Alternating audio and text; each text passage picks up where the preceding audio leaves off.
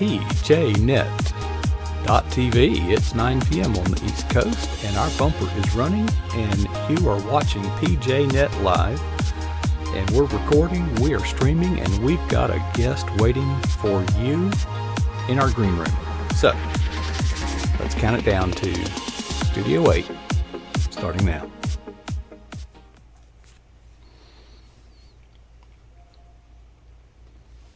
Well, good evening and welcome. This is PJNet.tv. I'm Coach Prasick, and the big screen behind me will soon have our guest for this evening, who is no stranger to the PJNet.tv family. And it's good to have her back. You know, Lori Hayes joins us from her office, wherever you're at. And Lori, I was looking, we were setting things up. You know, it was September of last year when we saw you last. Oh, wow. Really? It's been a while, and I'm sure that something is going on in your life. But catch us up on 9 months worth. Where were you at 9 months ago? What were you doing? Gosh. Do you remember? Yeah. Well, first of all, thank you for having me. It's great to be back. It's great to have you, Lori. Gosh, September, I was working full time and going crazy because my schedule was just insane and it was stressful. So I ended up backing out of, doing it anymore PJNet for a while. And as of the beginning of January, I was able to quit my corporate job and to write full time. So that's a huge change. And then ever since I took that leap of faith, my career has just been taking off. It's I feel like I'm on a roller coaster. It's really kind of a whirlwind, and it's really interesting and amazing. I do vaguely remember back then you had too much going on. I did. You can't do what you're doing the way you're doing it and work full time and be a mom. And something had to go overboard. So you called it a leap of faith, but things I think were had such momentum. It's still a leap of faith. And if have you ever done something like that before? Just decided to quit your job and do something different that wasn't guaranteed? No, I'm very practical. No. Yeah, I can tell. Yeah, huge. It was a huge step, but now I don't even know how I had time to even work even part-time, because my writing is more than a full-time job. It keeps me so busy. It's amazing how busy I am, and I'm not even writing most of that time. It's the business side of it. About the same time, well, a little earlier actually, back last summer, I was working part-time, and it was good to have that it wasn't that I was making much money, but it was money that I could use to do this, to buy the gear, and it was, it was always there. But I began to realize not only the toll physically, the time, but the emotional baggage of juggling all this stuff, and it was wearing me out. So last August, I took that leap of faith and said, look, whatever money, first of all, we thank God, we've been able to buy everything that we quote need. Now there's still a bunch of stuff that I want and think I need. Of course. But we've got the basics. We've got enough to do this, and without that part-time job, we couldn't have done it. Well, congratulations. But I feel so much better. You've been talking about that for a long time. Yeah. So. And I've been able to get back into some exercise, and where before I just couldn't. And when you're working a 10, 12-hour shift, you're not going to eat well when Dollar General is next door and that's your cafeteria, I hear you. Okay. Well, now that they've heard all about my life, I think we're supposed to talk about you. Where do we start? All right, you're doing this full time now. And now you've got the freedom when opportunities come along, you can just seize them, right? Yes, most of the time, yes. And what opportunities have been coming along? Oh my gosh. Um, let's see. I have been wanting to take a bookstore tour to the Outer Banks for a couple of years now, but I never had the time off from work to do that. And I've just sort of been fantasizing about it forever.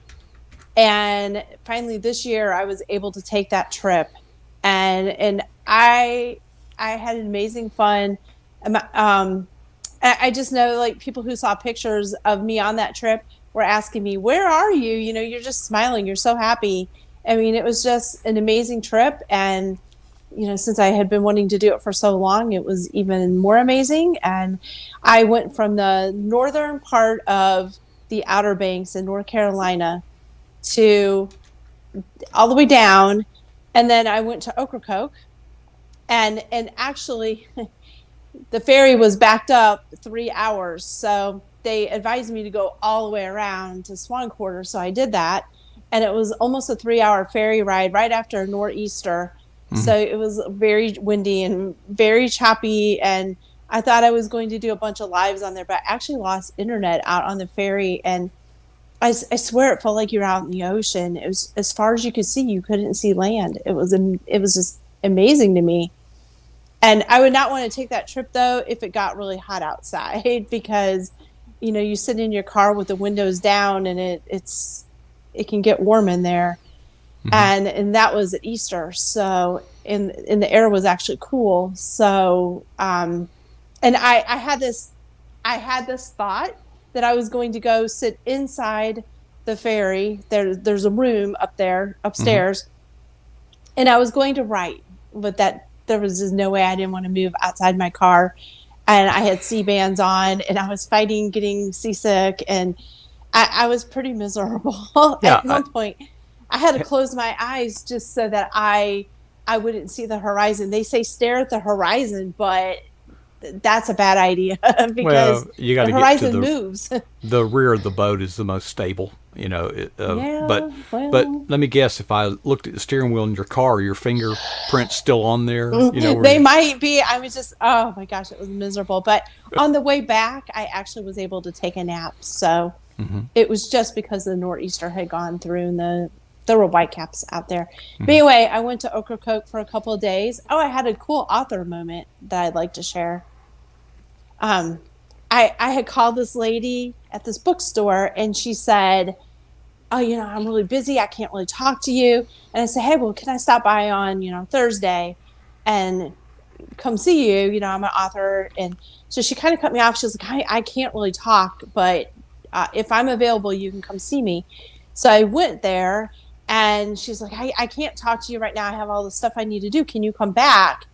And I said, sure. And it was really the first busiest weekend. And so I went back, and there were a couple of customers in there. And I thought, oh, but they had just paid and they left. So it was just the two of us. And she said, okay, what do you have? So I gave her the sheet with all of my ISBNs on it for my books. And I gave her one of each one of my books to look at. And she gets down to the last one, and she holds up Coastal Christmas, and she says, "Oh my gosh, I have this on my bookshelf."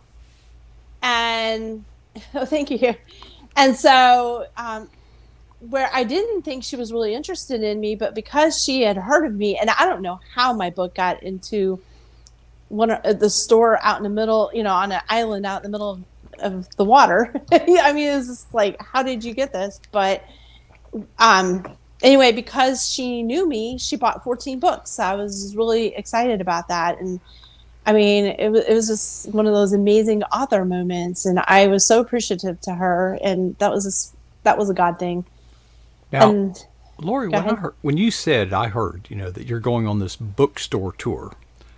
I'm like, well, I understand what a bookstore is and I understand what a tour is, but me Yes. not being an author, is a bookstore tour an actual thing, or is this I just don't know. I made it up. okay? It was something that I wanted to do. I wanted to go to all these bookstores, and I wanted to meet the owners face to face, and I wanted to have a positive exchange with them and to give them the sheet with my books on it. And I even gave them a free book.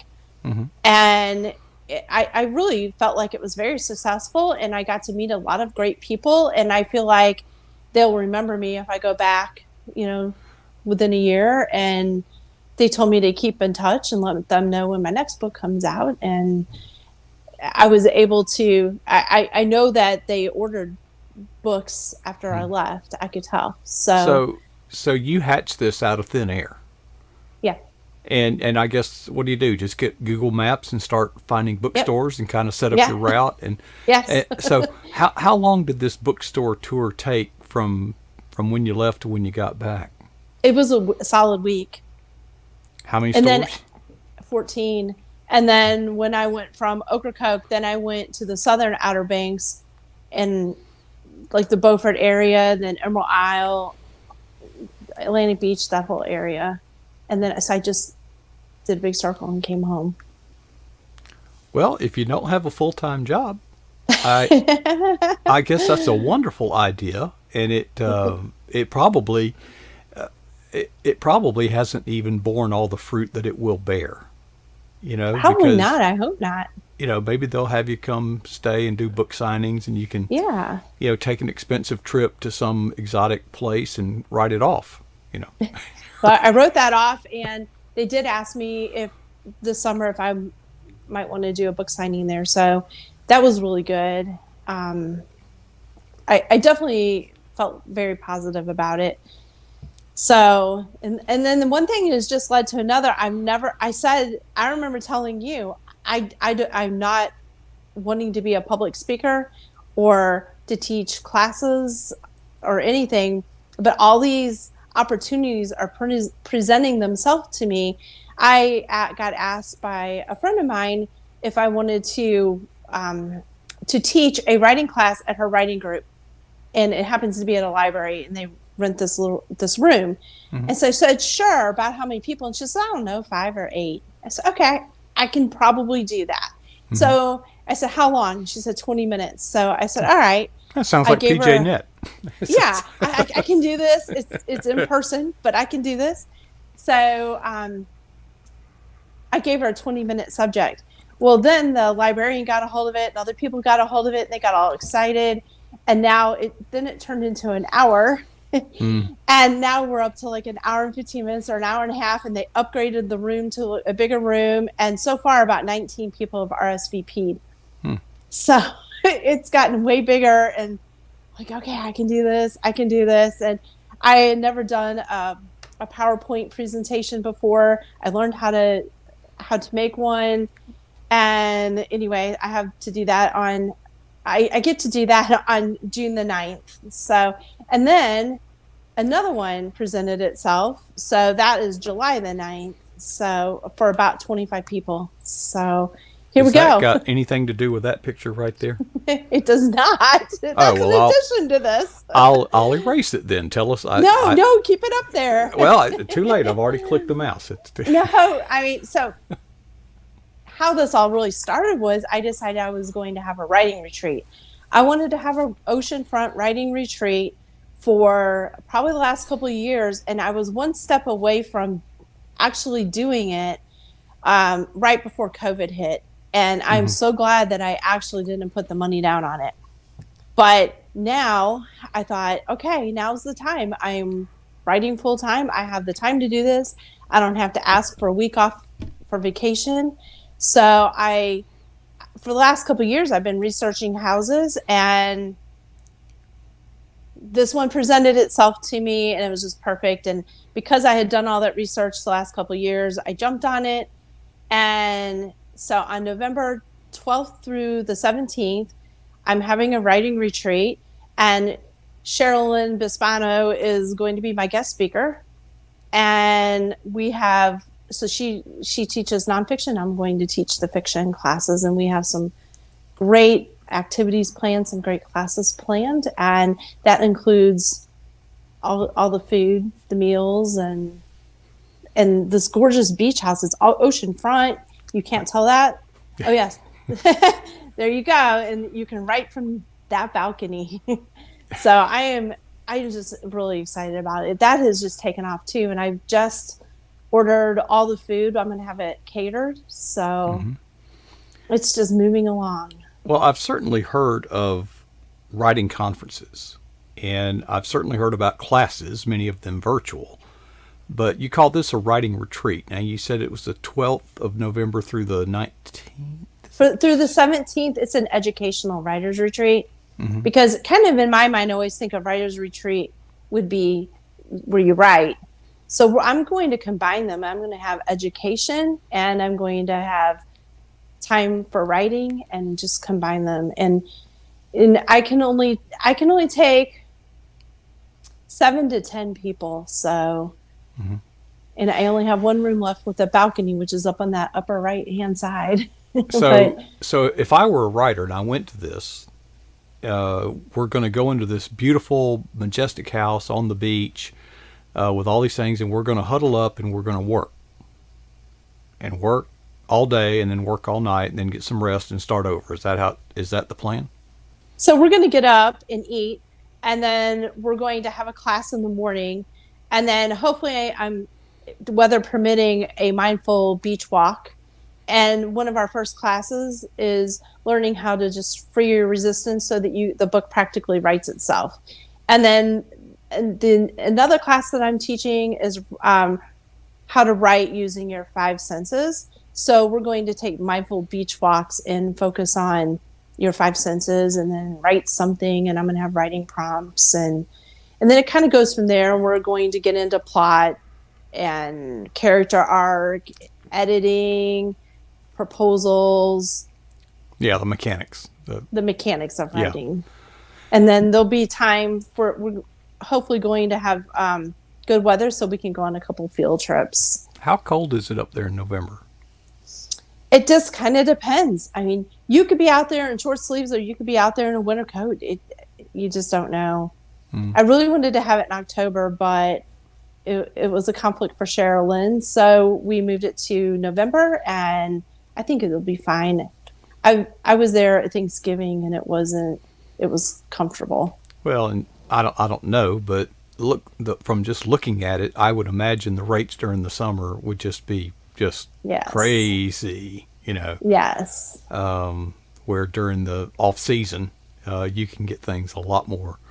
I don't want to use reasonable. The word reason. Well, that word doesn't exactly resonate when I think of the price of everything, but yes. Compared to, I used to go to Breckenridge the week after spring break.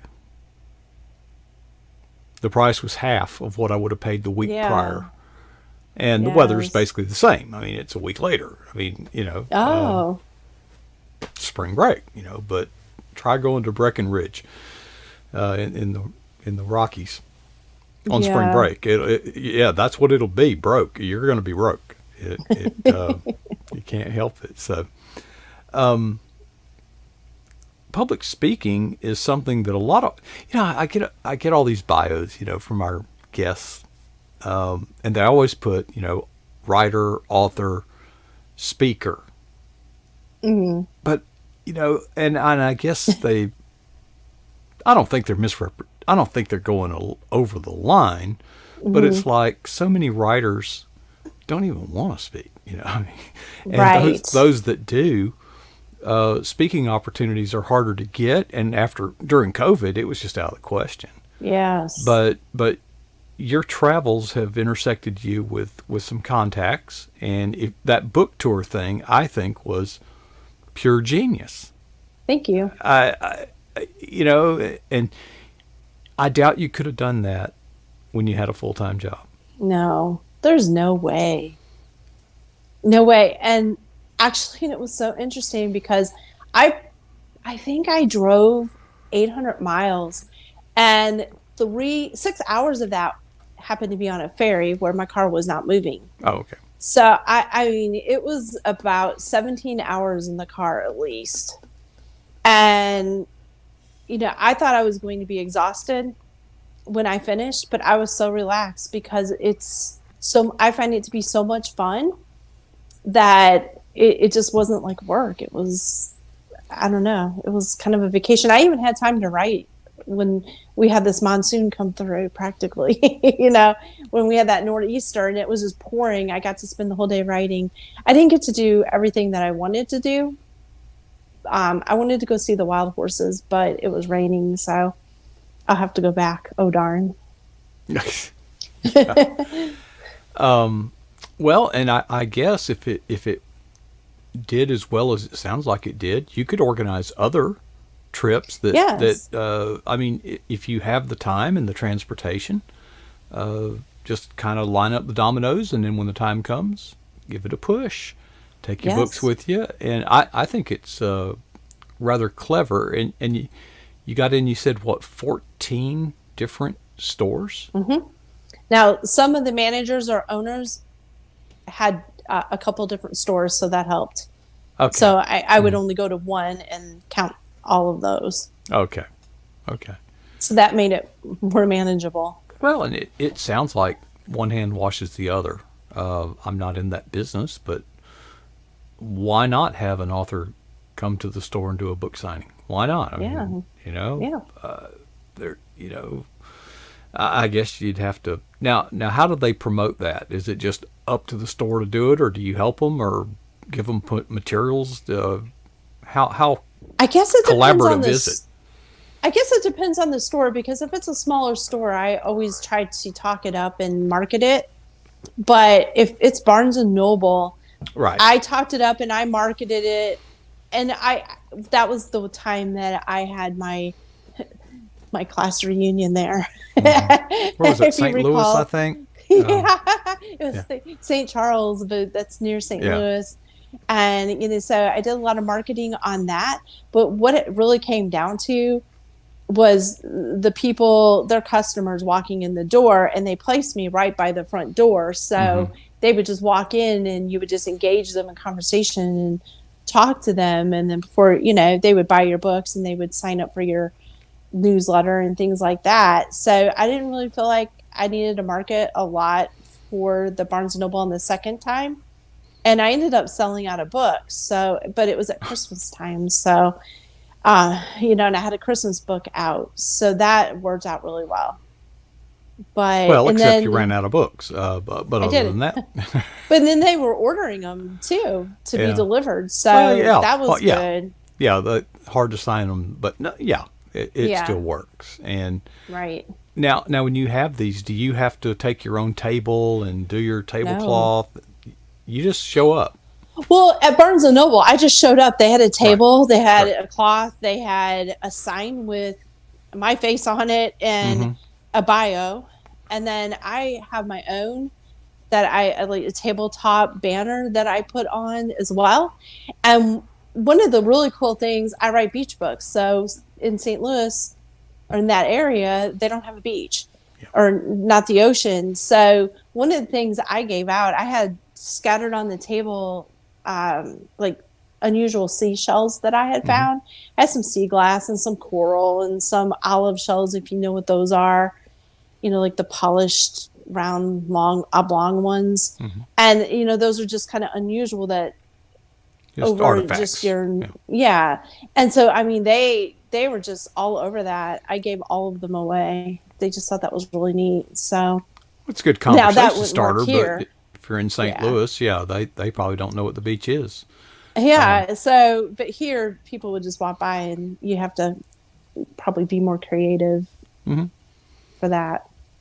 Well, I think it's marvelous. I'm, you'd be surprised, when you set your mind free, and when you're bound down to this full time job, it interferes with some of these creative juices, Yes. that, and of course it's scary too. Yes. But what's nice is now you can dream, because things that you could Mm-hmm. never have even contemplated in the past. Well, it may still be a bad idea, but at least you can think it through and make that decision yourself, rather than say, "Well, that's a great idea, but I can't Yeah. do it." Very And they freeing. start to snowball off of each other. So they called me back. I agreed to be a consultant there. And I went back a couple of times and I loved it. I missed my patients and I missed everybody, my coworkers. Mm-hmm. But it was jolting to me because I'm thinking, here, nobody's going to cover my job at home as a writer while I'm here working Mm-hmm. in this nursing home or this assisted living. And I'm thinking, I have all these emails I'm expecting to come in. How am I going to answer them? How am Mhm. I going to do this and this and this? There's nobody at home doing my job, my business side. And it was just really a weird feeling. And then when I went there and I about halfway through the day, my mind was confused because I almost forgot about being a writer. I just stepped right back into that role again. And when I got home, I was exhausted and I did not write that whole day. I did Mhm. nothing on my writing because I was tired. Right. And, then they asked me to work a week. And I said, no, you know what? I can't do it. I'm just too I know. busy. I can't do it. So I It's said, hard to pick one explain, day. But but that's yeah, exactly what was bothering me is I would work weekends and I would go in, for a 10-hour, 12-hour shift, and I would come home, eat, yeah, take a shower, go to bed.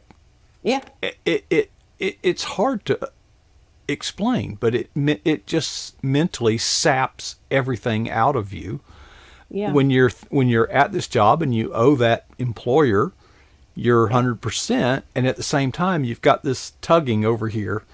You can't, yes, if you're in business for yourself, you can't get it out of your mind, right, and it just wasn't yeah, working out. But I'm so grateful for that period of time, that season, that hmm, allowed me to do many of the things that we do here at pjnet.tv. But it became right, very apparent to me that that season is over. yeah. Be grateful to it, but then move on and Yeah. embrace your passion and move forward. And I am actually amazed at how much business there is to do. I just I work harder now than I did when I was working full time. Hmm. There are some days I work 10 to 12-hour days. Oh, So I'm 12 actually days, 12 hours. That's half a day. What do you do the other half? sleep, not that long, but I, I'm just now learning to take Sundays off I usually put just in so that I about, have a day yeah, off. yeah, I put in about 16, sometimes Yeah. 14, sometimes 20, but, about 16, and that's about 7 days a week. I mean, but as a writer, I thought, oh, I'll just get to write all day long. But Mm. it's a good 80% promotion and scheduling, just it's all those little things. And in Hmm. fact, I had to hire my daughter today to come over here for 4 hours just so I had 6,000 emails in my Gmail account, and it was 96% full, and I paid her to delete 4,000 of those. Okay. And Well, you then could have and hired then Hillary Clinton. She's deleted more than that. and just I just hired her just to do a bunch of my clerical stuff because Hmm. I just didn't even have time to do all that. Well, and it catches up. Yeah, yeah. That's one of those procrastination, low priority. Yeah, oh, yeah. I can do that later. I got Hmm. those little things. As soon as I get past this, I'll have some time. Yeah, we tell ourselves Right. these lies. They're not true, but Yeah. But but then we there's always believe them. more behind it. Right. And then you go on the bookstore tour. Yeah. Okay, great. But you know what? While you're out doing that, stuff's piling up.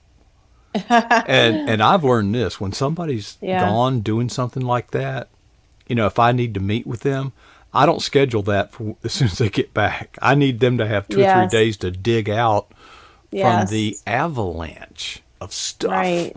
that piles Yes. up. And uh, It's amazing. But it's fun though. I enjoy every second of it. I'm so grateful. well, you've been on a pretty fast track. Think back to that first Uh, book and the excitement. The getting that oh, that was my contract. third book, my third and Yeah, fourth book when I got the 2-book contract. yeah, Yes, and we were doing it at the same time. right, I would and turn one in and then they would send me the other one and it was right. constant. Was it on your radar that things would be the way they are today as a result of that? I hoped I did. I hoped that it would be, and and it wasn't an easy move. I had to give up something very dear to me to be able to work at home full time. Hmm. So it was a test. I feel like it was a test. Hey, how much do you really want to write? Hmm. And and I decided that I wanted to write, and I gave up something that about crushed a piece of my heart, but I'll get it Hmm. back someday. I get it. So yeah, you I have to get it. make sacrifices, and Well, to do what you want to do. the funny thing is, as entrepreneurs, I've been pretty much an entrepreneur all my life, in business for myself, and the last business I was in, was just an overwhelming success, and people would say things they didn't really mean to insult me, but they said, "Oh, you are so lucky." I thought, you have no idea. You have no idea. See, when your day ends, you clock out and you don't think about it or do anything else. Yes. But when you are doing it for yourself, it's always up here. I have been Yes. tossing and turning at night, and I have prayed this so many times I've lost count. It's not all the time, but it happens. God, you got to help Yeah. me here. You've either Yes. got to give me strength to keep pressing on, or you've got to give me rest Yes. so I can resume. But you toss and you turn, and you need to sleep. But you're Yes. too pumped up to sleep, but you're too Yes. tired to work, especially when it Right. involves creativity. And I have prayed, God, you gotta do something. I can't live this way. I've had a And few of those conversations. yeah, Not exactly like that, but yeah. But people yeah. would say, "Oh, you are so fortunate." I thought, "Fortunate my ass." I you know you have no idea. Be careful what you wish for. Yeah. No. But of course, and there were so many failures, startups that just didn't take off, and they don't count all those. Yeah. You know, Right. And then do you experience any haters? I've experienced Dell actually told me when you start getting somewhere in your writing, be careful because people will come out of the woodwork and they'll start hating on you and you'll lose a lot of your friends or well, I people had that you almost the know. And opposite. experienced some of that. Yeah, I've had almost the opposite. I began once the money started rolling in. I discovered friends I didn't know I had. Well, there's that too. Maybe the money is not rolling in yet. So Okay. maybe that's yet to come. Yeah, I remember the bar tab on a cruise we went on. It was a week cruise, and my bar tab was $3,000. I thought I couldn't have drank, and my wife said, "You didn't. It was all of your friends." I said, "What friends?" She said, all those people that thought so highly of you and hung out and Oh, wow. And when you're drunk, you don't realize or remember. yeah, I was not in capacity to recall all of that, but I don't drink anymore. But there are times when I think about it. So Well, well, I just encourage people to follow their passion because dreams can come true, and well, it's amazing when you're embracing your passion, and how much Lori, energy you have. you know, you're at a season in life where you've still got, a future. It's not like you're 75. It's not like you're like me, old. But who knows where this will take you or what the next steps will be. But God does, and Yeah. when you say just, go with your passion, you know, the way I say that is go with God's leadership, because Well, I I'm think sitting. he's the one that gave you the passion, so that's There's a where I'm given. going. Yeah. That's the point. And He I gave sit you here that and, calling, and it just won't quiet down. It right. just gets more intense. It's. I was telling somebody like tonight, all my work schedule, and they said, well, when would you have a day off, or what do you do in your? I said, if I had a day off, you know what I'd do? This. I know. Yes, it is work, but honestly, it's it's not. You know what I'm saying? It's not work, You know, and you're doing and it for yourself, and you're doing yeah. it for the kingdom. So, Another thing is like I am treating this like it's my full-time job. I mhm, show up every day like I'm working, going to work, and I sit here and I work.